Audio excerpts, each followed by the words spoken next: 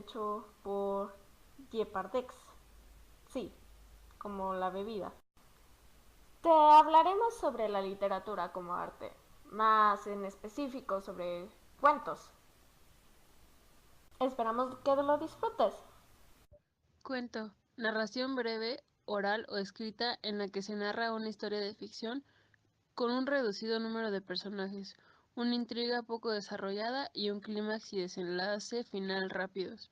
Se conoce como cuento popular la narración oral cuya principal característica es el anonimato del autor. A los niños se les cuentan cuentos infantiles como el de Pulgarcito o Caperucita Roja. Borges escribió algunos de los más fascinantes cuentos de la literatura en lengua española como el Aleph. La Real Academia Española menciona que la palabra cuento también permite referirse al relato indiscreto de un suceso, a la narración de un suceso falso o un engaño. El cuento apareció como una necesidad del ser humano de conocerse a sí mismo o darle a conocer al mundo acerca de su existencia. Los primeros cuentos eran de origen folclórico, se transmitían originalmente y tenían infinidades de elementos mágicos. Su origen circunda entre lo mitológico o histórico, a pesar de haber estado desnaturalizado. Para poder comprender a fondo la naturaleza del cuento y el relato es importante hacer un pequeño viaje a su historia, acercarnos a lo que le dio origen y encontrar en qué fundamentos se basan sus rasgos más característicos. Los cambios de la estructura del cuento. No se puede saber a ciencia cierta cómo y dónde surgió. Desde tiempos muy antiguos, este tipo de narración forma parte de la cultura popular de cientos de pueblos. Y desde quién sabe cuándo es una más de las herramientas con las que cuentan las sociedades antes de ser denominadas como tales para poner en palabras los sucesos y ocurrencias propias de la existencia. A lo largo de la historia del cuento ha sido sufriendo diversas transformaciones. En la actualidad nos guiamos por la estructura moderna del cuento. A partir del cuento adquirió una concepción teórica inimaginada. Hasta el momento permitió la renovación del género y sobre todo consiguió que este tipo de instrucciones literarias fuera tomada en cuenta como un género narrativo más. En el cuento posee una ventaja sobre la novela, que mal utilizada puede convertirse en una desventaja. La brevedad es un tiempo corto. El autor tiene que hacer buen uso de la palabra para que esa fugacidad estructural manifestara intensamente lo que desea para llegar al lector. ¿Por qué surgen las historias? ¿Dónde surge esa necesidad de contar historias? A lo mejor es uno de esos sucesos interrogantes que nunca terminaremos de responder.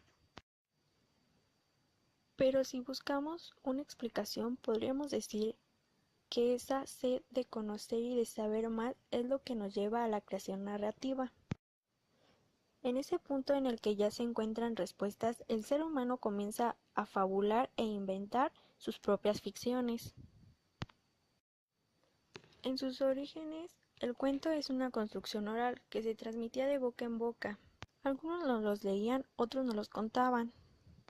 Ahora corresponde que les mostremos un cuento clásico, pero yo ya estoy muy cansada de animar, así que los dejaremos mejor con un video de otro canal. Disfrútenlo. Hola amigos del barroco, bienvenidos a Destripando la Historia con Pascu y Rodri. Hoy os vamos a contar el cuento original de La Bella y la Bestia, de Madame de Villeneuve. Érase una vez un príncipe educado y muy gentil, que rechazó casarse con su vil institutriz. Ella era una hada malvada, Una despechada le convirtió en una bestia quemarrón. Pero llegó otro hada, una recién licenciada. Ya no serás una bestia cuando encuentres el amor. Bella vivía con su familia, su padre, el pobrecito, se arruinó. Tocaba mucho el clavicordio Y sus hermanas con mucho odio la criticaban por gustarle a los del pueblo. Me voy de viaje a hacer fortuna. Tráeme unas rosas si hay alguna. Cállate un poco Y inoportuna. así el padre partió. Vio un castillo en su camino Le sirvieron un buen vino. y antes de irse a su destino Una rosa cogió del jardín. ¡Te voy a matar! Esa rosa es de mi jardín. Pero mamea una hija y olvidemos el desliz. Debo entregarle una hija que se quede con la pija. Nunca pensó que tal vez podrían oír. Ahora vives aquí. ¡Qué guay! Era un castillo reluciente lleno de magia y diversión. ¿Puedo acercarme al ala oeste? Ve a donde quieras, bombón. Y a diario tras la cena se daba esta situación. ¿Puedo acostarme contigo? No. Pues vale. Los sirvientes del castillo no eran candelabros ni un reloj.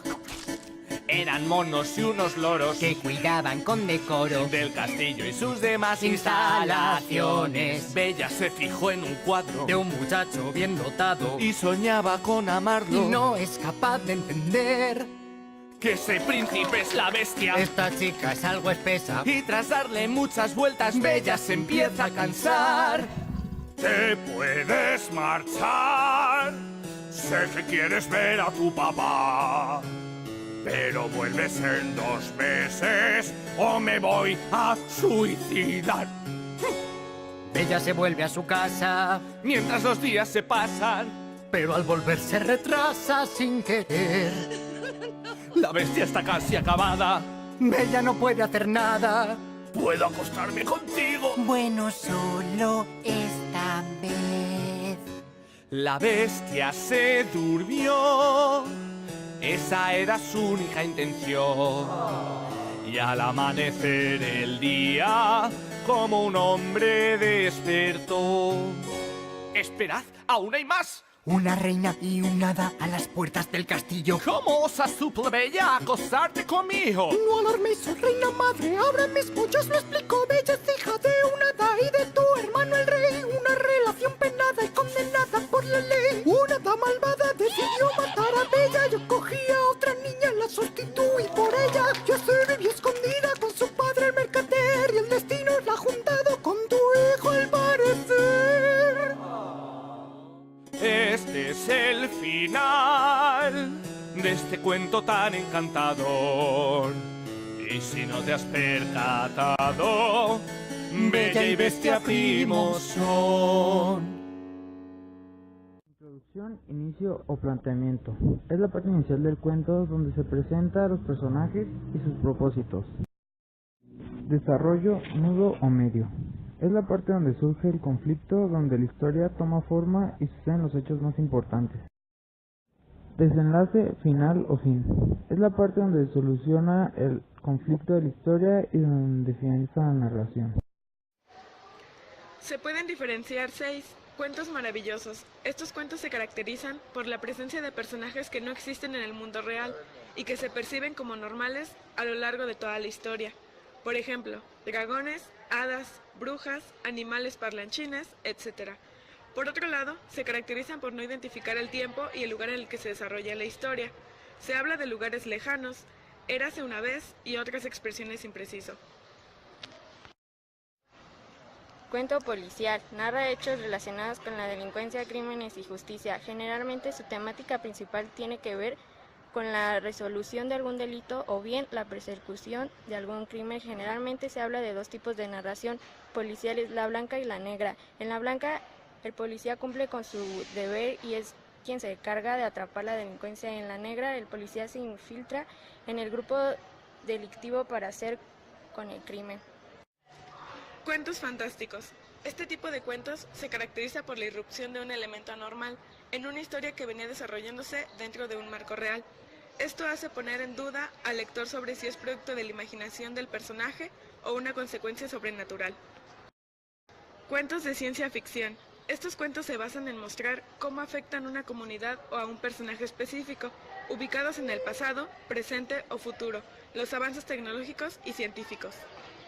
Cuentos realistas. Estos cuentos presentan historias que buscan ser increíbles por medio de acontecimientos que se muestran como reales. A pesar de esto, persiguen la verosimilitud, puesto que son producto de la imaginación de su autor.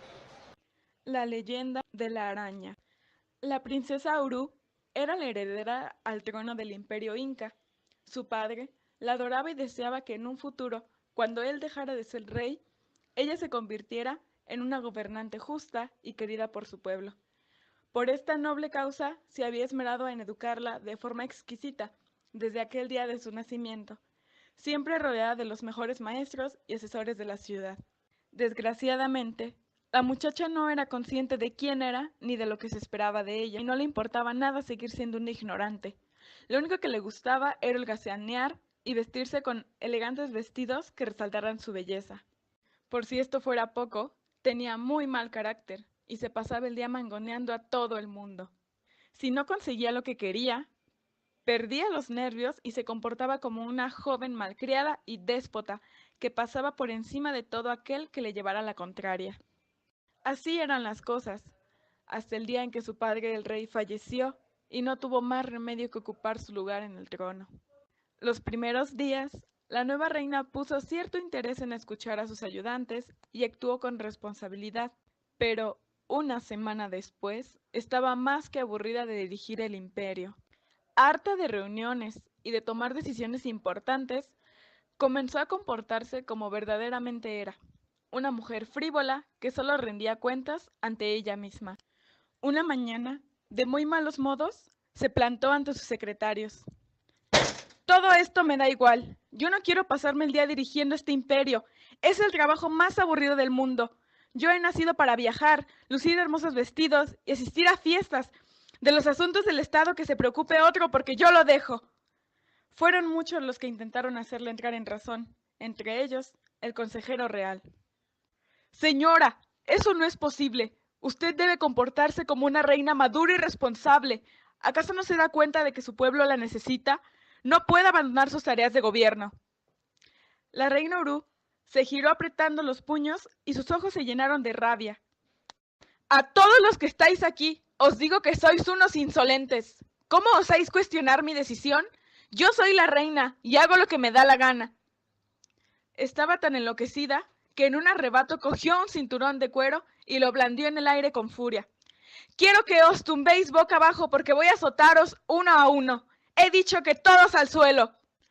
El salón se quedó completamente mudo. El consejero y los ayudantes de la reina sintieron un escalofrío de terror, pero ninguno se atrevió a desobedecer la orden. Lentamente se arrodillaron y se dejaron caer sobre el pecho. La reina apretó los dientes y levantó el brazo derecho, pero cuando estaba a punto de proceder, se quedó completamente paralizada como una estatua. ¿Pero qué demonios me está pasando? No puedo bajar el brazo, no puedo moverme. Todos los presentes se miraron unos a otros sin saber qué hacer, pero su sorpresa fue aún mayor cuando, sobre sus cabezas, apareció una majestuosa diosa cubierta con un manto de oro.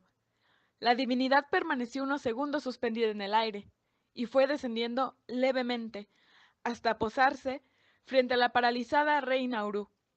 Ante el asombro de los que estaban allí, habló. Sus palabras fueron demoledoras. Eres una mujer malvada y egoísta. En vez de gobernar el reino con sabiduría y bondad, prefieres humillar a tus súbditos y tratarlos con desprecio. A partir de ahora, perderás tu belleza y todos los privilegios que posees. Te aseguro que sabrás lo que es trabajar sin descanso por toda la eternidad. El suelo tembló y alrededor de la reina se formó una gran nube de humo gris. Cuando el humo se evaporó, en su lugar apareció una araña negra y peluda. La diosa había convertido a Uru en un arácnido feo y repugnante. Uru no pudo protestar ni quejarse de su nueva condición.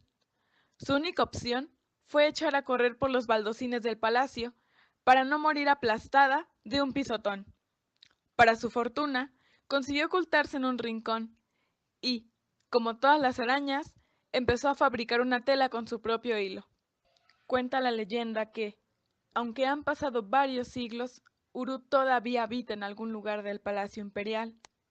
Hay quien incluso asegura que la ha visto tejer sin parar, mientras contempla con tristeza cómo la vida sigue su curso, en el que un día muy lejano fue su hogar.